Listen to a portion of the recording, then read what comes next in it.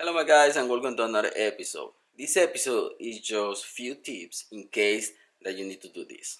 So let's get to it. 2008 Ford Econoline. This Ford, terrible to work on. Really difficult. The engineers make some stuff difficult on this. What I'm doing today, I'm removing the thermostat housing. But if you know these work vents, you're gonna know that it's difficult to remove it. You have to remove the plenum, the intake plenum, but I'm not gonna do that. Let me show you what I'm doing right now in case that you need to replace a gasket. And let me show you why.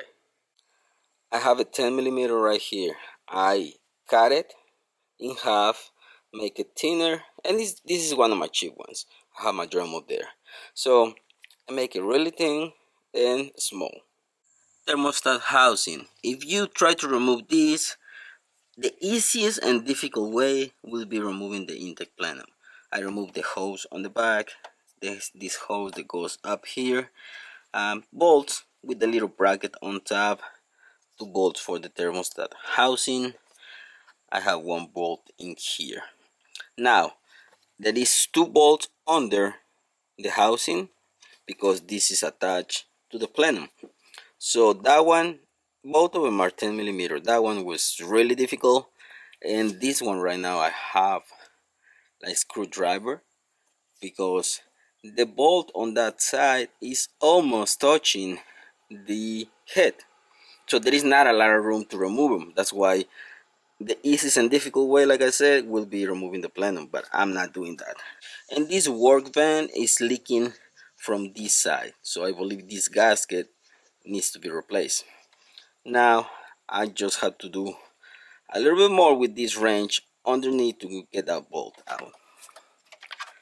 And this is the other one, the other 10 millimeter that it was coming from there. So what I did is with this very small ratchet with the 10 millimeter socket. It's difficult because my ratchet, even my small ratchet, was hidden in here, so I was doing it little by little until this one came out. So it's almost out. Let me show you on this side. You can see right there on my mirror, that's the 10 millimeter, but if you see next to it is the head. It's almost touching, so that's why I had to put my screwdriver in there to lift the piece up so I'm able to remove that bolt. So I'm going little by little, try to remove it, and I'm gonna be lifting this side up so the bolt, when I try to get it out, is not gonna touch the head. You can see right there. So once I remove that bolt, I'm gonna be able to remove this piece to see if that gasket needs to be replaced, because yesterday it was leaking from all this area, so definitely is this gasket here. Right now I have my little ratchet with a screwdriver on top of it, and I think the bolt is completely loose. So now I just have to pull it out. Yeah, there you go. Bolt stuck in there. Yeah, because the head. Smart design, Ford. Very smart design. Now I just have to pull it from this area, pull it up. I need to see what's holding this part to get it out. If you can see, the bolt drops right there. Now there is another problem. Behind here I see like a bolt from underneath coming up on that area. I can really just feel it. So it looks like there is another bolt coming from underneath. So if you have to replace this part, looks like you have to remove the plenum. What a design from Ford. Seriously, this is annoying. I'm just gonna go to the store and get that gasket, put it on. Hopefully it's not gonna leak on this side. If it leaks on this side, well, intake plenum has to come off. So what can you do? But I was trying to remove it. It's just not coming out. It looks like there is another bolt there. So I failed on this one. At least I'm gonna be able to remove that gasket now and put a new one. But if you want to do this job, definitely you have to remove the plenum. For engineers, what can you do? And there you have it. I have enough room to remove the little gasket with this tool. Not a lot of room to do it, so when I get the new one, I'm gonna see if it doesn't give me any problems putting it back on, because it is gonna be difficult. Okay guys, just to finish this episode, I put a new gasket on this side in between. Didn't work. It started leaking even worse than before. So when you have a problem with this housing, the thermostat housing, just replace it. Replacing it means you have to remove the intake.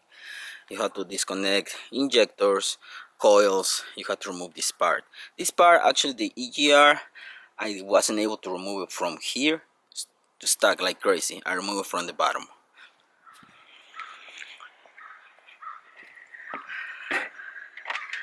If you can see, we don't have intake. So the biggest thing is removing the EGR tube and the fuel line. Once you remove those two, you just have to unplug everything and then remove the A screws attaching the plenum to the head, and that's it. It's not difficult, but it's just annoying. That's what it is. For this fuel line, you have to get this. It's a 16 millimeter 5/8. Just put it in between the line and the fuel rail and just pull it out. By that, just make sure that you loosen up your gas cap so you don't have pressure on the system. And I'm not gonna do the installation today because I ordered the new intake. The new intake is gonna get here in a couple of days. So once I get the new intake, I'm gonna put everything back on it. But this is just few tips for you in case that you need to do this. It's annoying, definitely annoying. The biggest issue was that, not the fuel line, biggest issue was that it didn't wanna be out. I couldn't remove it, so I had to go from the bottom. And other than that, once I get the new intake, I gotta just transfer the rails and injector to the new intake. New intake is coming with gaskets and everything, all the hardware. And I'm gonna remove this part right now so we can see what's going on. But other than that, that's how you have to do it. I didn't film anything because I thought by replacing just that gasket it was not gonna leak. It was worse.